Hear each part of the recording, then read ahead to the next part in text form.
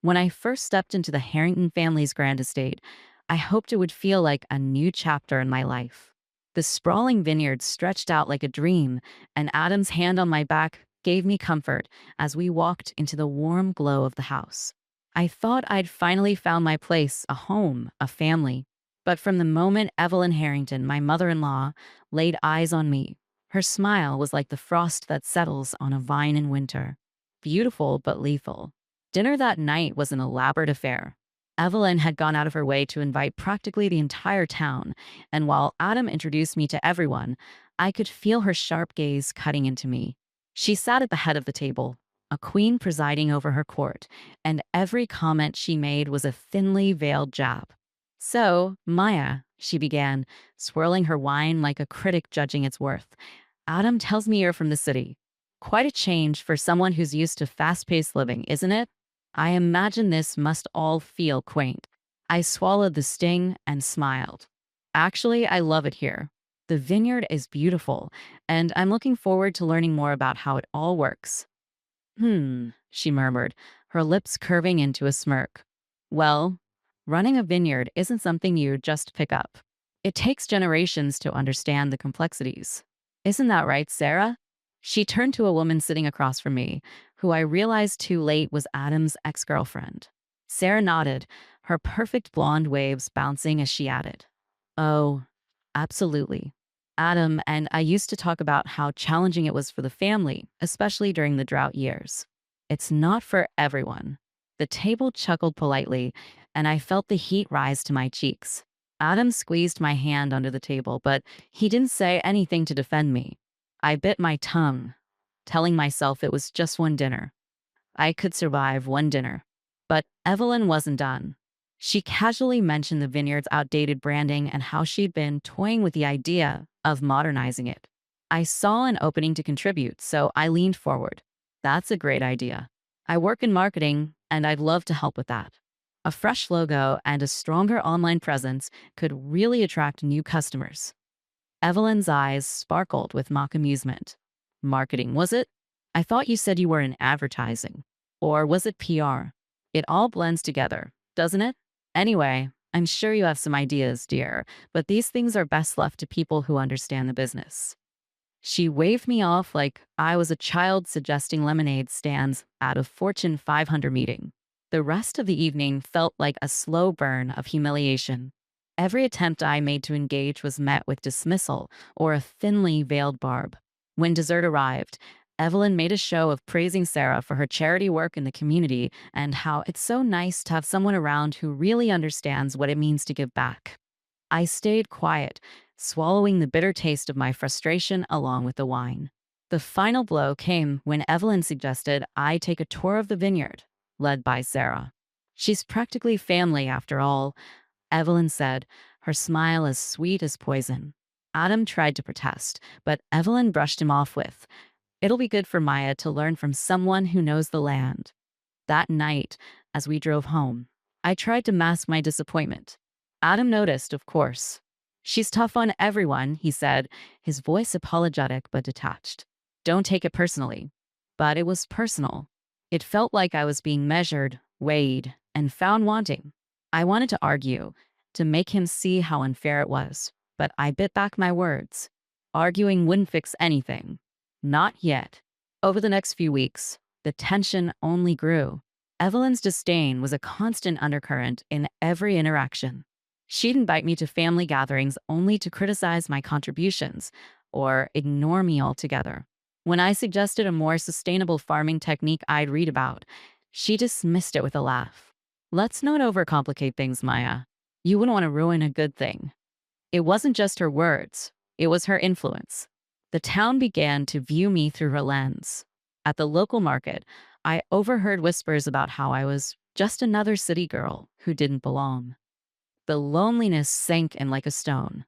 Then came the charity gala. It was a big event for the town, hosted at the vineyard. I'd spend days helping Adam prepare, coordinating decor, and organizing donations. But when the night arrived, Evelyn stepped up to the microphone and thanked her family for making the event possible, pointedly excluding me. The crowd applauded, and I stood frozen, my cheeks burning. As if that weren't enough, Evelyn had orchestrated another coup.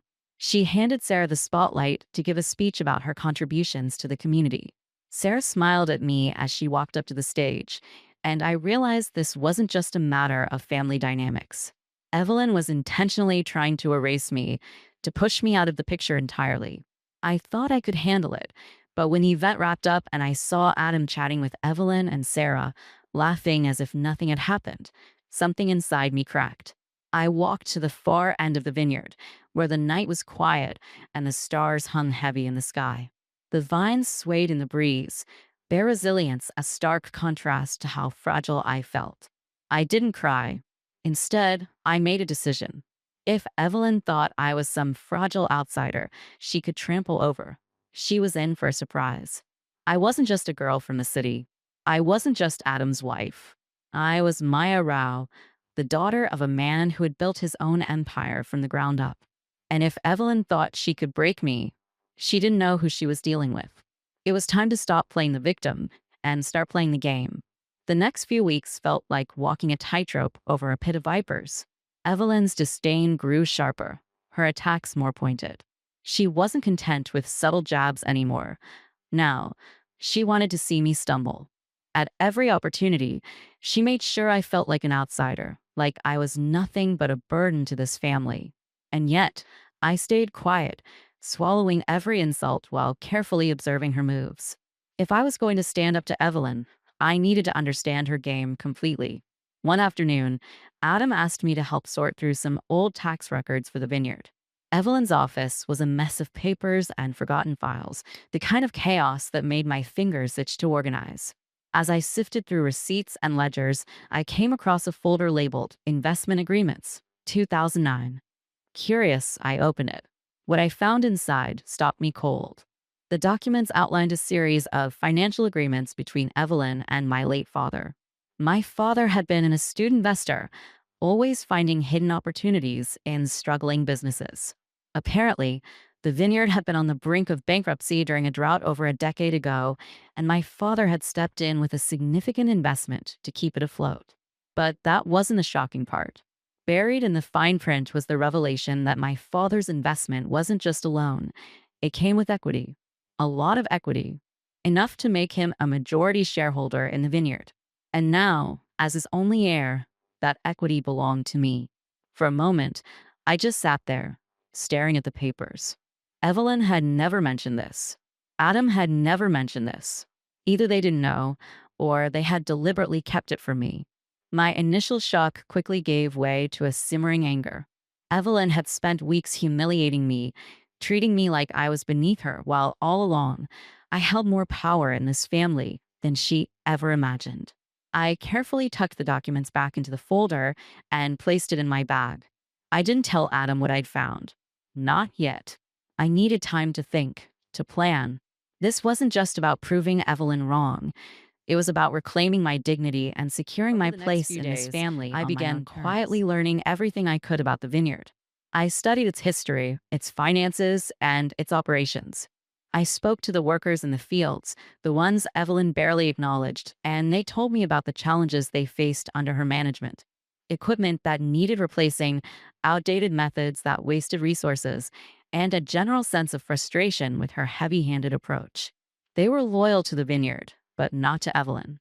I filed that information away, knowing it might be useful. Evelyn, of course, continued her campaign against me. At a family meeting, she dismissed one of my suggestions for improving production efficiency as amateurish in front of everyone. "We've been running this vineyard successfully for generations, Maya," she said with her signature condescension. "We don't need a beginner coming in and telling us how to do our jobs." I forced a polite smile, biting back the urge to remind her that the vineyard would have collapsed years ago if it weren't for my father's investment. "Of course, Evelyn," I said sweetly. I wouldn't dream of overstepping. But inside, I was fuming. Her arrogance was astounding, and the more she tried to diminish me, the more determined I became. This wasn't just about family dynamics anymore. This was a battle, and I was going to win. The tipping point came at the vineyard's annual Harvest Festival, a major event that brought in tourists and showcased the year's best wines. Evelyn put me in charge of decorating the main event space, but then undermined me at every turn. When I suggested a theme, she overruled it. When I hired a catering team, she replaced them with her own contacts. By the time the festival began, it was clear she'd taken credit for every aspect of the event I'd worked on. Then, during her welcome speech, Evelyn publicly thanked her family for their hard work and dedication, conveniently leaving my name out. The crowd applauded, and I stood there, smiling through gritted teeth, while she basked in the spotlight. Adam whispered an apology in my ear, but it wasn't enough. Not anymore. Later that evening, I overheard Evelyn talking to one of the Vineyard's board members. Maya's trying, she said with a sigh, but she's just not cut out for this life. I don't know what Adam sees in her. She doesn't understand tradition, and frankly, she doesn't belong here. That was it. I'd had enough. I walked away from the party, my heart pounding with anger and determination. I wasn't going to let her push me out. I wasn't going to let her win. That night, I began making moves. Quietly, carefully, I reached out to a lawyer my father had worked with, asking him to review the investment agreements. I wanted to understand exactly what my position was and how much control I had over the vineyard. I also started building relationships with key players in the business, the workers, the suppliers, and even some of the board members Evelyn relied on. I listened to their grievances, their frustrations, and their hopes for the future. Slowly but surely, I began to position myself as someone they could trust. At home, I played the role of the supportive wife, keeping Adam in the dark about my plans. It wasn't that I didn't trust him, I did. But I knew he wouldn't take my side against his mother. Not yet. He needed to see for himself who Evelyn really was and what she was capable of. Meanwhile, Evelyn continued to underestimate me, assuming my silence was a sign of submission. She didn't realize that every insult, every slight, only fueled my resolve. She was so focused on keeping me down that she didn't notice I was quietly gathering the tools I needed to rise. By the time the next family meeting rolled around, I was ready. Evelyn had no idea what was coming, and for the first time in weeks, I felt a glimmer of hope. This wasn't just her vineyard anymore. It was mine too. And soon, she was going to realize that. The family meeting was held in Evelyn's favorite room, the grand parlor overlooking the vineyard. She loved the way the golden evening light spilled across the polished wood floors, casting a warm glow over her empire. It was all carefully curated, just like Evelyn herself, a facade of grace and charm that masked the iron grip she held on everything around her. I sat at the far end of the table, my seat a deliberate reminder of where Evelyn thought I belonged. On the margins, Adam sat next to me, a look of uneasy neutrality on his face. He hated conflict, and Evelyn knew it. She wielded his discomfort like a weapon, using it to keep him, and, by extension me, under control. But tonight, I wasn't interested in playing along. Evelyn opened the meeting with her usual flourish, reviewing the previous quarter's earnings and outlining plans for the vineyard's future. She spoke with authority, her words carefully chosen to remind everyone of her role as the matriarch and mastermind behind the vineyard's success. When she paused to take a sip of her wine, I saw my moment. "I'd like to propose a few changes," I said, my voice calm but firm. The room went quiet, all eyes turning to me. Evelyn's smile froze, and for a split second, I saw something flicker in her eyes. Annoyance, maybe even fear. "Changes?" she repeated, her tone dripping with skepticism. "And what kind of changes do you have in mind, Maya?" I reached into my bag and pulled out a folder, the same folder that had been sitting in her office weeks ago. Sliding it across the table, I said, "I've been reviewing the vineyard's financial history, and I came across some interesting information. It seems my father's investment wasn't just a loan, it came with equity. As his sole heir, I now hold a majority stake in this business." The silence that followed was deafening. Adam's head snapped toward me, his face a mix of confusion and disbelief. Evelyn's hand froze midair, her wine glass trembling slightly. For the first time since I'd met her, she was at a loss for words. "I have no intention of disrupting the family dynamic," I continued, my tone measured. "But as a shareholder, I believe it's time we start modernizing our operations." There's a lot of potential here that we're not tapping into. Evelyn finally found her voice, though it was sharper than usual. This is absurd, she said, her words clipped. You're suggesting that you, someone with no experience in this industry, have the right to dictate how we run this vineyard? I'm not dictating anything, I replied. I'm simply exercising my rights as a majority shareholder. This isn't about me versus you, Evelyn. It's about the future of the vineyard. Her laugh was cold and hollow. The future of the vineyard has been secure for generations. It doesn't need your modernizing ideas, Maya. I leaned forward, meeting her gaze head on. It needed my father's investment to survive. Without him, this vineyard wouldn't even exist in its current state. So, yes, I believe my perspective is worth considering. The room was still tense, but I could see the cracks forming. Some of the board members were whispering among themselves, exchanging uncertain glances. They weren't used to seeing Evelyn challenged, and the fact that I had the financial clout to back up my words clearly made them uneasy. Adam finally broke his silence. Maya, why didn't you tell me about this? He asked, his voice quiet but firm. I turned to him, softening my tone. I didn't want to blindside you, Adam, but I needed to make sure I understood everything before I brought it up. This isn't about undermining your family. It's about securing what's best for all of us. He nodded slowly, but I could see the conflict in his eyes. He loved me, but he was torn between his loyalty to his mother and his growing realization that she wasn't as infallible as he'd always believed. Evelyn wasn't done. This is nothing more than a power grab, she said, her voice rising. You come in here, pretending to care about this family, and now you want to take over? I won't stand for it. I stood my ground. This isn't about power, Evelyn. It's about fixing what's broken. The workers are frustrated. The equipment is outdated. We're missing opportunities to grow because you're clinging to traditions that no longer serve us. If we don't adapt, this vineyard won't survive another shade of red. But before she could respond, one of the board members spoke up. Maya has a point, he said cautiously. We've been struggling to stay competitive in recent years. Maybe it's time we start exploring new strategies. Another board member nodded in agreement, and I felt a small surge of hope. Evelyn may have ruled this family for years, but even her closest allies were beginning to see the cracks in her armor. The meeting ended without a resolution, but I knew I'd made my point. Evelyn stormed out of the room, leaving Adam and me to face the awkward silence that followed.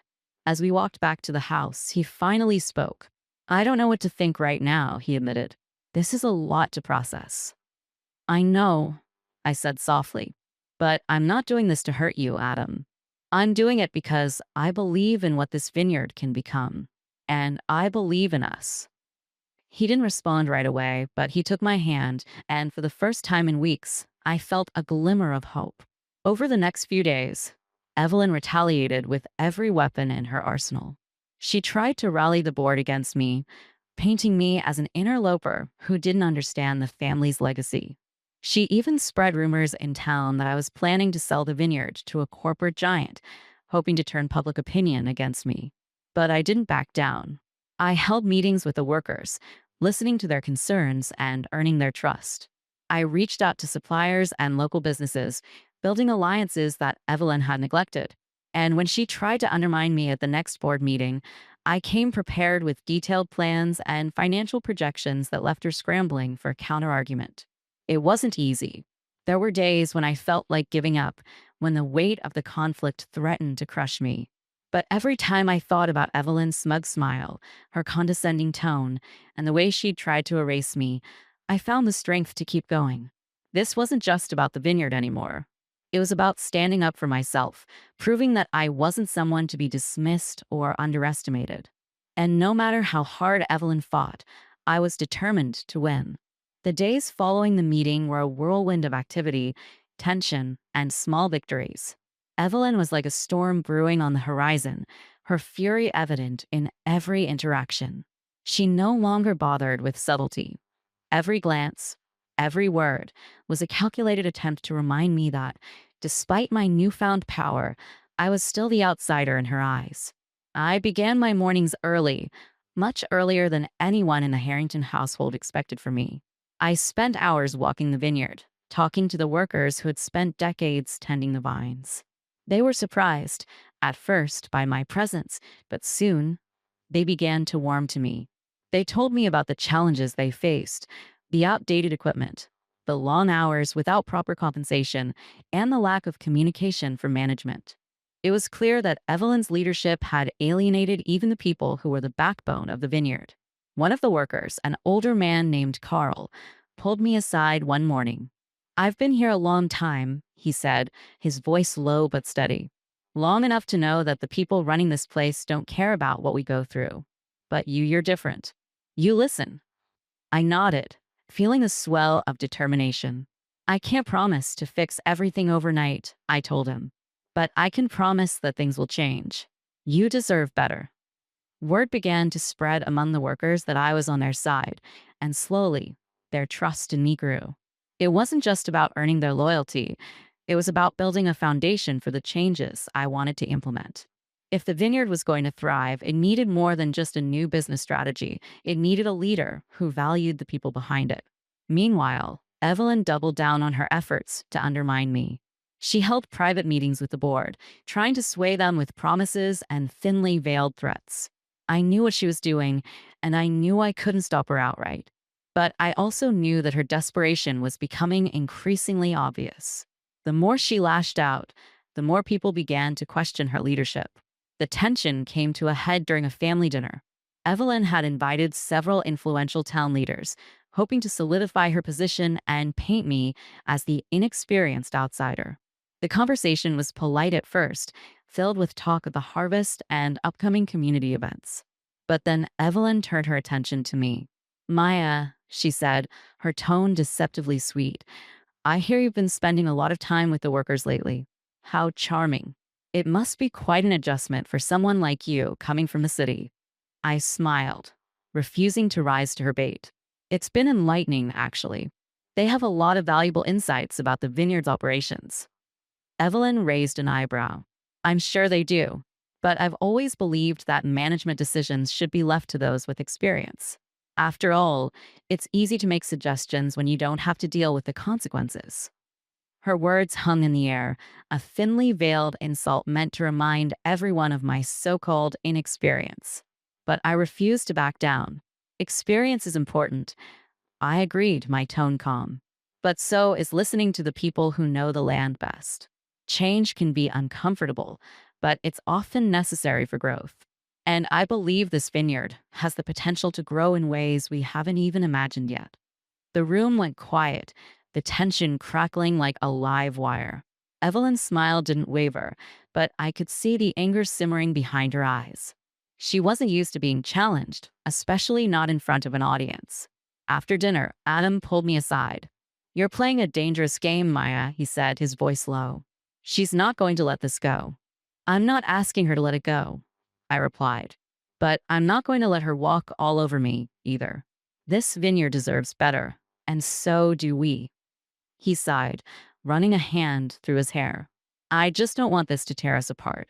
"It won't," I said firmly, though I wasn't entirely sure I believed it. "But I need you to trust me." The days that followed were a blur of strategy meetings, phone calls, and quiet moments of self-doubt. I worked tirelessly to refine my plans for the vineyard, consulting with experts and gathering as much information as I could. Every step forward felt like a victory, but I knew the real battle was still ahead. Evelyn, of course, wasn't idle. She began spreading rumors in town, painting me as an opportunist who was only interested in selling the vineyard to a corporate giant. At first, I dismissed the whispers as idle gossip, but it wasn't long before they began to gain traction. People started to look at me differently, their smiles tinged with suspicion. One morning, as I was walking through the market, a woman I barely knew stopped me. "I hope it's not true," she said, her tone accusatory. "The Harrington Vineyard is a part of this town. Selling it off to some big corporation would be a betrayal." I stared at her, taken aback. "I have no intention of selling the vineyard," I said firmly. "Who told you that?" She shrugged, clearly unimpressed by my denial. "People talk." I walked away, my hands clenched into fists. Evelyn was playing dirty, and it was working. But if she thought she could scare me into submission, she was wrong. I wasn't going to let her lies define me. That evening, I called a meeting with the workers. I stood in the middle of the barn, surrounded by the people who had spent their lives tending the vines. I know you've heard the rumors, I said, my voice steady. And I want to set the record straight. This vineyard isn't just a business to me, it's a legacy. My father believed in this place, and so do I. I'm not here to sell it off. I'm here to make it better. For all of us. The room was silent for a moment, and then Carl stepped forward. We believe you, Maya, he said. You've shown us more respect in a few weeks than we've had in years. If you say you're here for us, we'll stand with you. His words were like a balm to my frayed nerves. I knew I still had a long way to go, but at least now, I wasn't fighting this battle alone. As I walked back to the house that night, the stars overhead seemed brighter than usual, their light cutting through the darkness. I knew the road ahead would be difficult, but I also knew I was ready. Evelyn could spread her lies, but I had the truth and the determination to see this through. No matter what fundraiser arrived with the kind of electricity that only comes from a gathering of the town's most influential figures. The vineyard glowed under a canopy of lights, and the air hummed with laughter, conversation, and the faint aroma of wine and fresh flowers. Evelyn had spared no expense in making sure the event would be a spectacle, and I knew she intended to use it as a stage to solidify her dominance, especially in light of the recent tension between us. For my part, I chose not to shrink under the weight of her scrutiny. I wore a deep emerald dress that reflected the lush vines and carried myself with a calm confidence I didn't entirely feel. Adam stood by my side, his hand resting lightly on the small of my back, a silent gesture of support.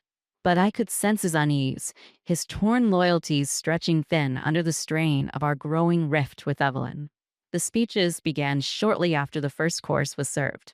Evelyn took the stage with her usual grace, commanding the room with an air of practiced authority. She thanked everyone for attending, weaving a narrative of the vineyard's proud history and her family's enduring commitment to the community. When she spoke about tradition and loyalty, I couldn't help but feel the pointed undertone aimed at me. And of course, she said, her gaze sweeping the crowd, I must extend my deepest gratitude to the Harrington family. Their dedication and vision have ensured the success of this vineyard for generations. There it was, another carefully crafted exclusion. My name was conspicuously absent, erased once again from the narrative she was so determined to control. A polite round of applause followed her words, and I clapped along, my face calm even as a flicker of anger burned inside me. As the evening continued, I focused on mingling with the guests, many of whom had heard whispers of the recent power struggles within the family. Some approached me with polite curiosity, while others avoided me entirely, their loyalties clearly aligned with Evelyn. I held my ground, answering questions with diplomacy and deflecting veiled barbs with grace. If Evelyn wanted me to falter under the pressure, she would have to wait a long time. Then came the tipping point. Near the end of the evening, as the crowd began to thin, Evelyn approached the microphone again, this time with a calculated smile. Before we conclude tonight's festivities, she began, her voice dripping with sweetness, I'd like to introduce someone very special to the Harrington family. She's been a pillar of support and a true friend to this vineyard. Please welcome Sarah. I froze, the glass of wine in my hand suddenly feeling like dead weight. Sarah, Adam's ex-girlfriend, rose from her seat with practiced poise, her smile radiant as she took the stage. The room erupted in polite applause, and I saw Evelyn's expression soften into something almost maternal as Sarah began her speech. Sarah spoke with ease, weaving a tale of her history with the vineyard, her passion for the land, and her commitment to the community. She even dropped a few anecdotes about her shared memories with Adam, her words laced with nostalgia that brought faint chuckles from the audience. It was clear that Evelyn had orchestrated this moment to remind everyone, including me, of who she thought should have been standing by Adam's side. When the applause died down, Evelyn stepped back to the microphone, her eyes briefly meeting mine across the room.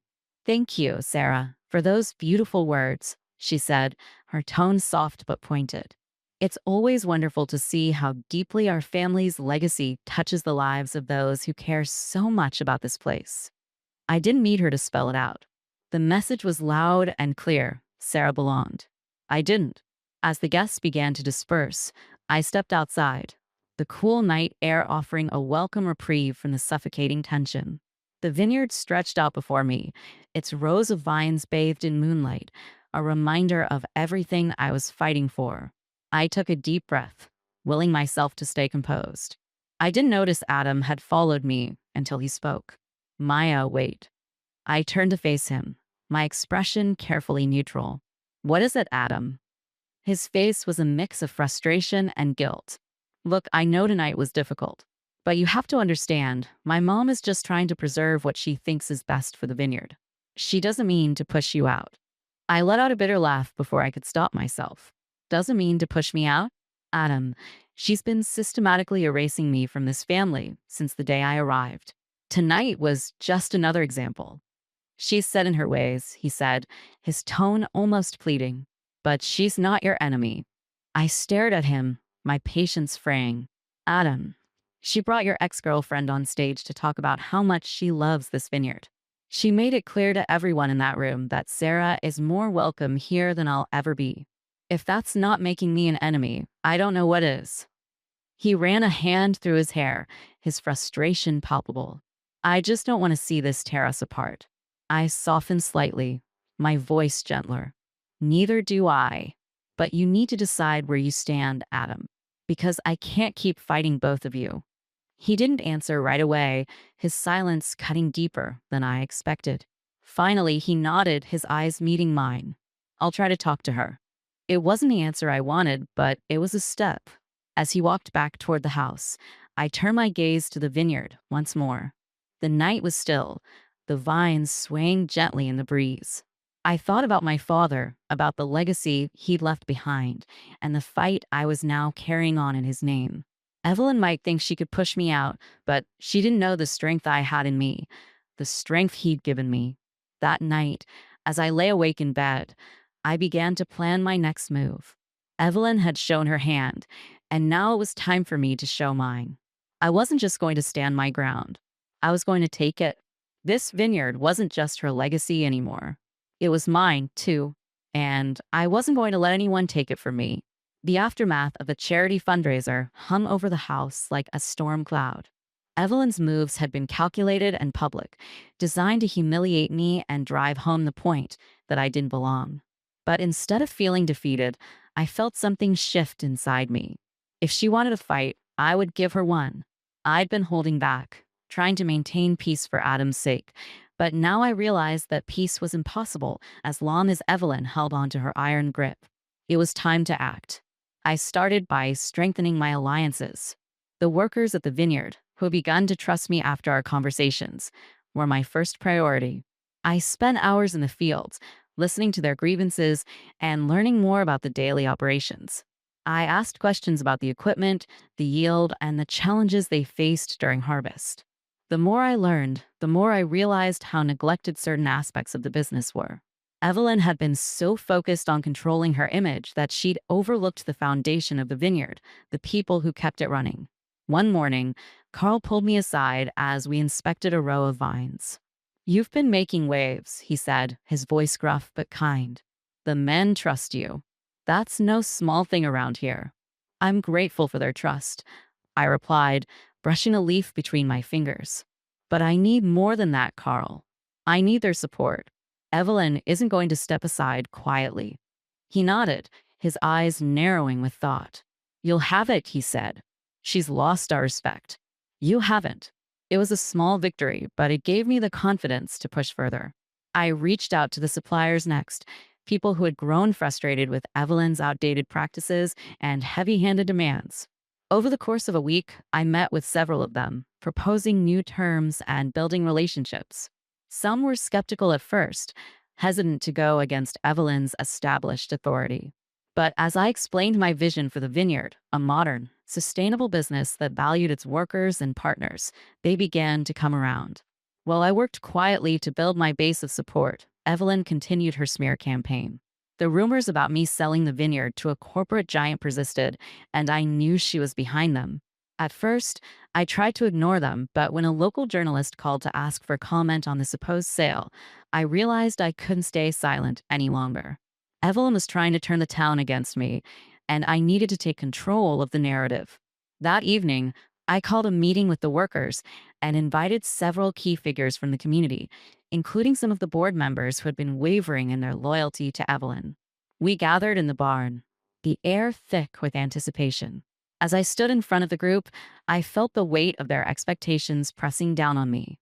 But I didn't let it shake me. I know you've I'd all come heard the too far to rumors. back down now. I I began, my voice steady. And I want to set the record straight. I have no intention of selling this vineyard. This isn't just a business to me, it's my family's legacy. My father believed in this place, and so do I. But to make it thrive, we need to change the way we operate. The room was silent, every face turned toward me. I took a deep breath and continued. The truth is, this vineyard has been struggling. The equipment is outdated, the workers are overburdened, and we're not taking advantage of the opportunities available to us. That has to change, and it will if we work together. Carl stepped forward, his weathered face breaking into a rare smile. We're with you, Maya, he said. Tell us what you need. His words were a turning point. The room erupted in murmurs of agreement, and I felt a surge of relief and determination. With their support, I knew I could move forward. But Evelyn wasn't finished. The next morning, I received a call from Adam, his voice tense. Mom's threatening to sell her share of the vineyard, he said. She's claiming she'll leave if you don't back down. I laughed bitterly, the sound surprising even me. Of course she is, I said. She's trying to scare us. But she won't sell. She doesn't have the leverage she thinks she does. Adam was quiet for a moment before he spoke again. What if she does? What if she walks away? Then we let her, I said firmly. But she won't. This vineyard is her identity. She won't give it up without a fight. I was right. Evelyn didn't follow through on her threat, but she did escalate her attacks. At the next board meeting, she tried to push a motion to strip me of any decision-making authority, arguing that my inexperience made me a liability. But I came prepared.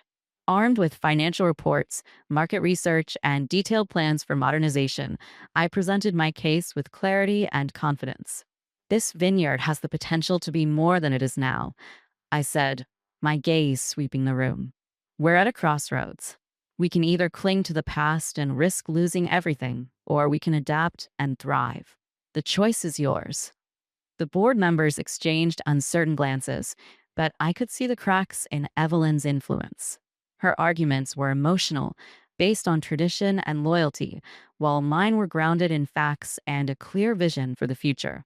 When the vote came, it was closer than I'd anticipated, but ultimately, the board sided with me.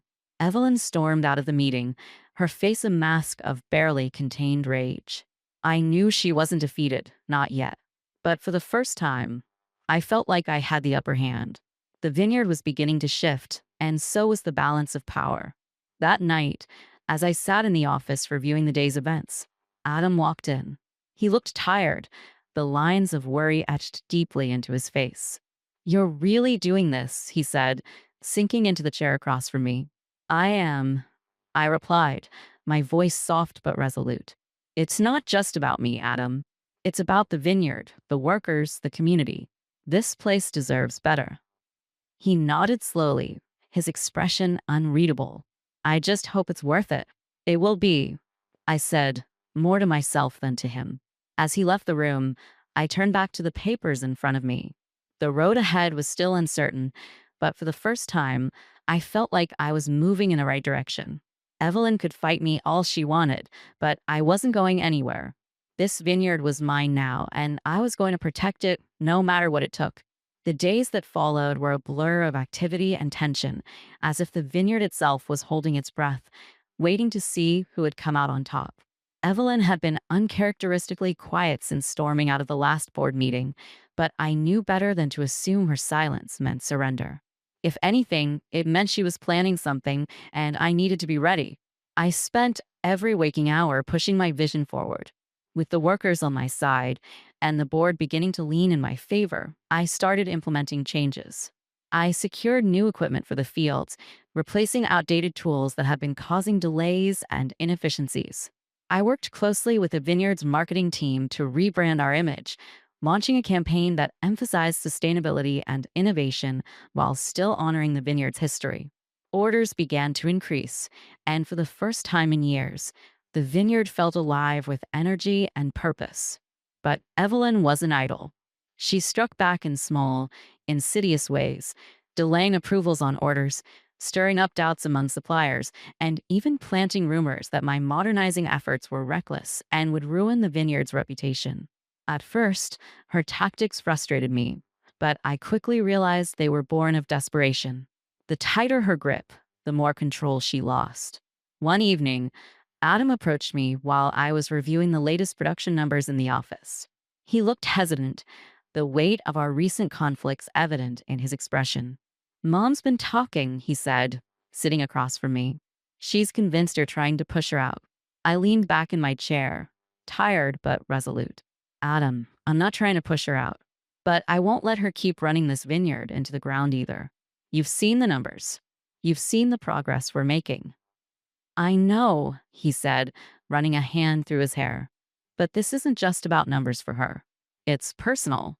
This vineyard is her life. And what about me?" I asked, my voice softer now. "This vineyard is my life too. It's part of my family's legacy, just as much as it is hers. I'm not trying to take anything away from her. I'm trying to make it better."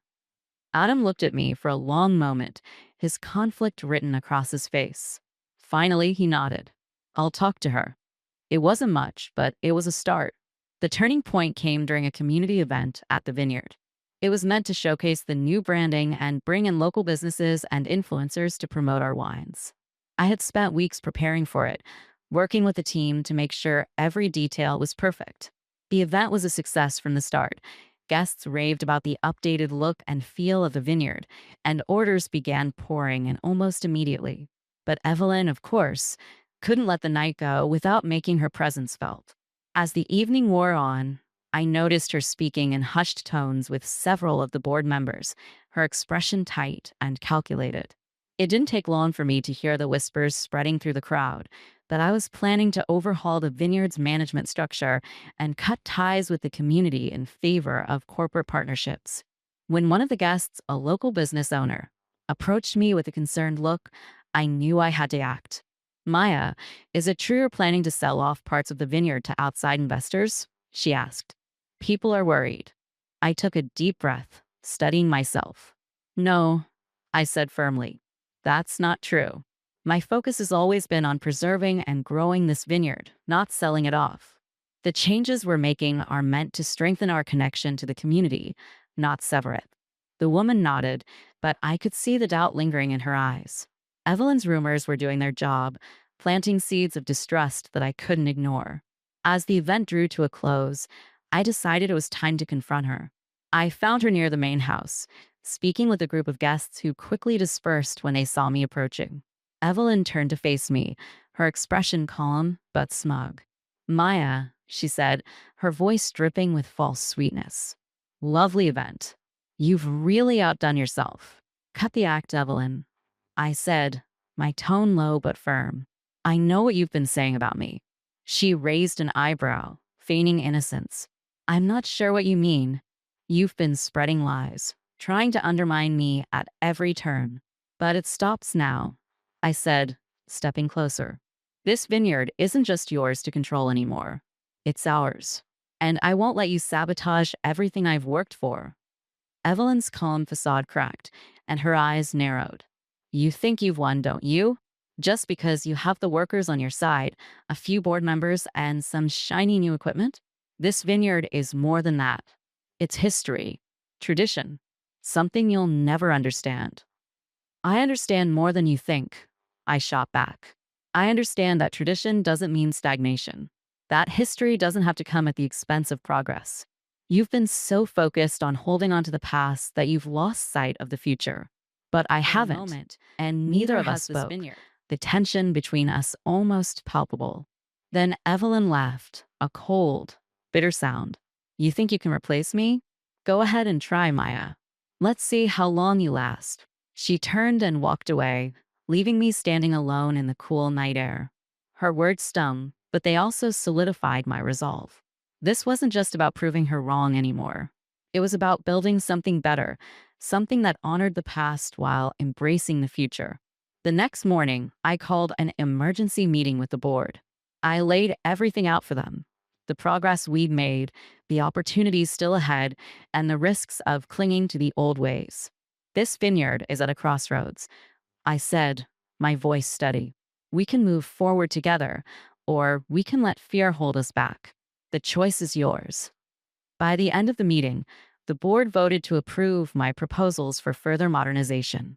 Evelyn didn't attend the meeting, but I knew she would hear about the outcome soon enough. For the first time, I felt like I was truly in control.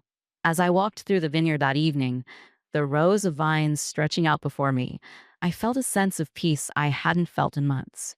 The fight with Evelyn was far from over, but I was no longer afraid. I knew who I was, and I knew what I was capable of. This vineyard wasn't just a legacy to protect, it was a future to build. And I was ready for whatever came next. The morning after the board meeting, the tension in the house was palpable. Evelyn had retreated to her quarters, refusing to speak to anyone, not even Adam. I couldn't tell if her silence was a sign of surrender or if she was planning her next move. Either way, I wasn't going to let my guard down. I knew Evelyn too well to believe she would walk away quietly. Later that afternoon, I was in the vineyard with Carl, going over the new equipment we'd ordered, when Adam came storming down the path. His face was flushed, and I could tell he was barely keeping his anger in check. We need to talk, he said, his voice tight. I excused myself from Carl and followed Adam to the edge of the vineyard, where we wouldn't be overheard. What's going on? I asked, already bracing myself for whatever news he was about to deliver. It's Mom, he said, running a hand through his hair. She's saying you're planning to sell the vineyard to a corporate buyer. She's already told half the town, and now people are panicking. Some of the workers are worried about their jobs. I felt my stomach drop, but I forced myself to stay calm. That's a lie, Adam. You know that. I do, he said quickly, but it doesn't matter. She's convinced people it's true, and now they're questioning everything you've done. You need to address this before it gets out of hand. I nodded, my mind racing. Evelyn's lie was a clever one, preying on people's fears of losing their livelihoods and the vineyard's place in the community. If I didn't act fast, the trust I'd worked so hard to build could crumble. That evening, I called a meeting with the workers and key members of the community. We gathered in the barn, the air thick with uncertainty. I stood at the front of the room, facing the crowd, and took a deep breath. I want to thank you all for coming, I began, my voice steady despite the nerves swirling in my chest. I know there have been a lot of rumors lately, and I want to address them head on. Let me be clear, I have no intention of selling this vineyard. Not now, not ever. The room was silent, but I could see the doubt in some of their faces. I continued, my tone firm. This vineyard isn't just a business to me. It's a legacy. It's my family's legacy, and it's yours too. The changes we've made, the progress we've seen, it's all been about building a stronger future for this vineyard and everyone connected to it. Selling it off to some faceless corporation would go against everything I believe in. Carl stepped forward, his voice steady. Maya's right, he said. She's been in the fields with us, listening to our concerns, fighting for better conditions. She's not the enemy here. A murmur of agreement rippled through the crowd, and I felt a flicker of hope. But before I could say anything else, Evelyn appeared at the back of the barn. She stepped forward, her presence commanding the attention of everyone in the room. Of course she's going to deny it, Evelyn said, her voice cold and sharp. But actions speak louder than words. Maya's been making changes without consulting anyone, cutting deals behind closed doors. How do we know she's not planning to sell? How do we know we can trust her? The room fell silent again, all eyes shifting between Evelyn and me. I could feel the weight of their uncertainty, the cracks in their trust widening under Evelyn's influence. But I wasn't going to let her win. I stepped forward, meeting Evelyn's gaze head on. "You're right, Evelyn," I said, my voice calm but firm. "Actions do speak louder than words. So let's talk about actions. I've spent months working to improve this vineyard, updating equipment, increasing efficiency, building relationships with suppliers and customers. I've fought to preserve this vineyard's legacy while also preparing it for the future." I turned to face the crowd, my voice rising. "What has Evelyn done? She spread lies, undermined progress, and used fear to divide us. Is that the kind of leadership this vineyard needs? Or do we want something better?" The room was quiet for a moment, and then Carl spoke again. "Maya's right," he said, his voice strong. "We've seen the changes she's made, the way she's listened to us. She's earned our trust." More voices joined in, and I felt a surge of relief as the tide began to turn in my favor. Evelyn's face tightened, but she didn't back down. "You think you've won," she said, her voice low and venomous. "But you don't understand what it takes to run this vineyard. You don't understand what it means to protect a legacy." I stepped closer to her, my voice steady. "I understand more than you think, and I know that protecting a legacy doesn't mean clinging to the past. It means embracing change, even when it's hard. It means putting the vineyard and its people first, not your ego." Evelyn stared at me for a long moment, her expression unreadable. Then, without another word, she turned and walked out of the barn. The crowd was silent, the weight of her departure hanging heavy in the air. After a moment, Adam stepped forward, his face a mix of emotions. "I believe you, Maya," he said quietly. "I'm sorry it took me so long to see it." I nodded, too overwhelmed to speak. The room erupted into quiet applause, and for the first time in months, I felt like I'd truly gained their trust. That night, as I walked back to the house, the stars above seemed brighter, their light cutting through the darkness. Evelyn wasn't finished, I knew that. But for the first time, I felt like I was truly in control. This vineyard was more than just a battle for power, it was a fight for the future. And I was ready for whatever came next. The morning of the harvest celebration arrived with a crispness in the air that carried the promise of new beginnings.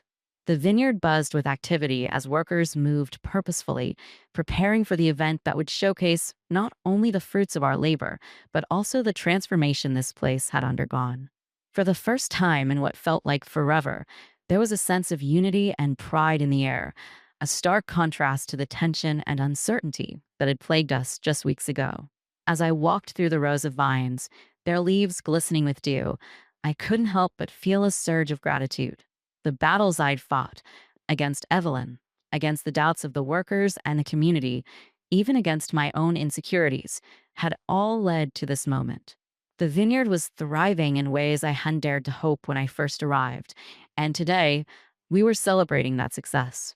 Workers greeted me as I passed, their smiles genuine, their voices warm. Carl waved me over to inspect the first batch of grapes being brought in. "Looks like a good year," he said, his tone tinged with pride.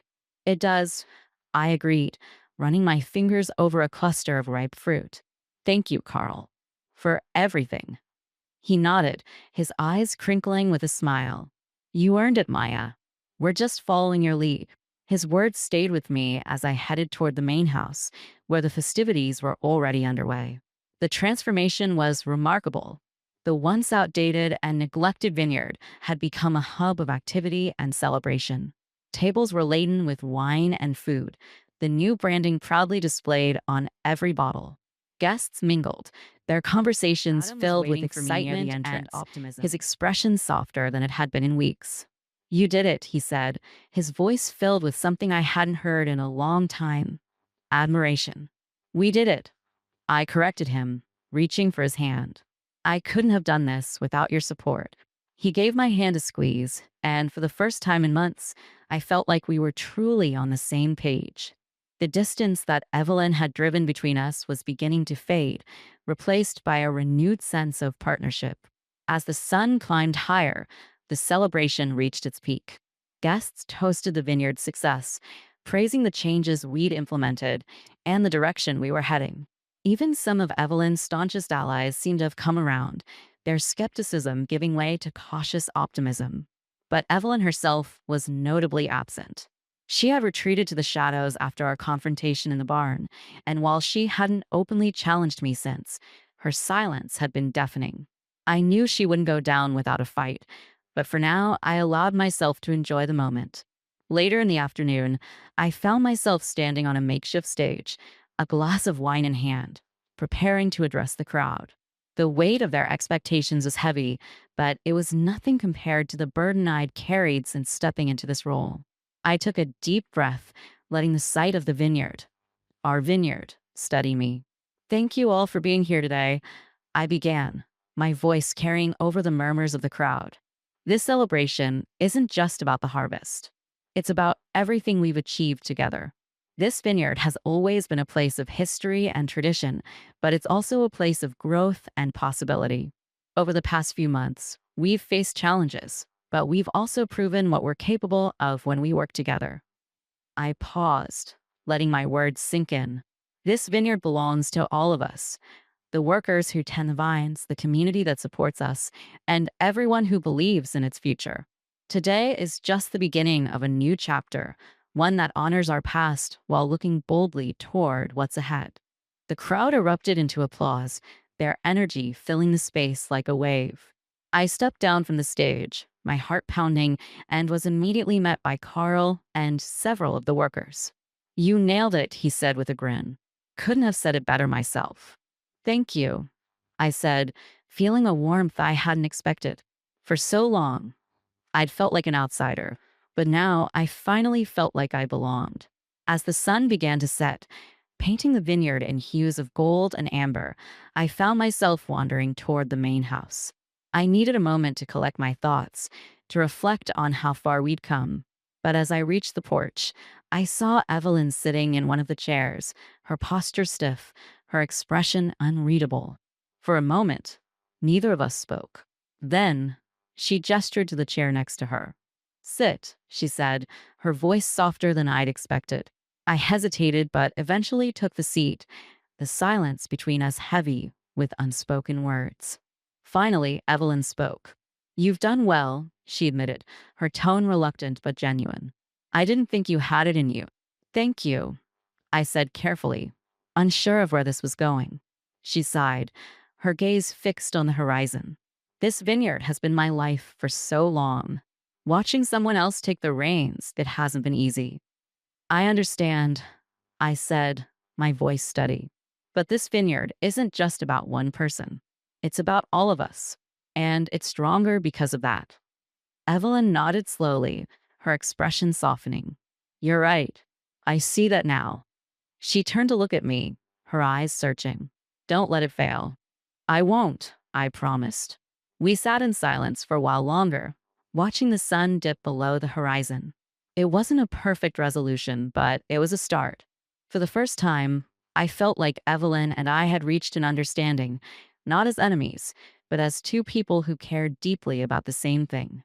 As the stars began to appear, I returned to the celebration, feeling lighter than I had in months. The vineyard stretched out before me, vibrant and alive, a testament to everything we'd built together. This was more than a victory. It was a beginning. And for the first time, I felt ready to embrace whatever came next.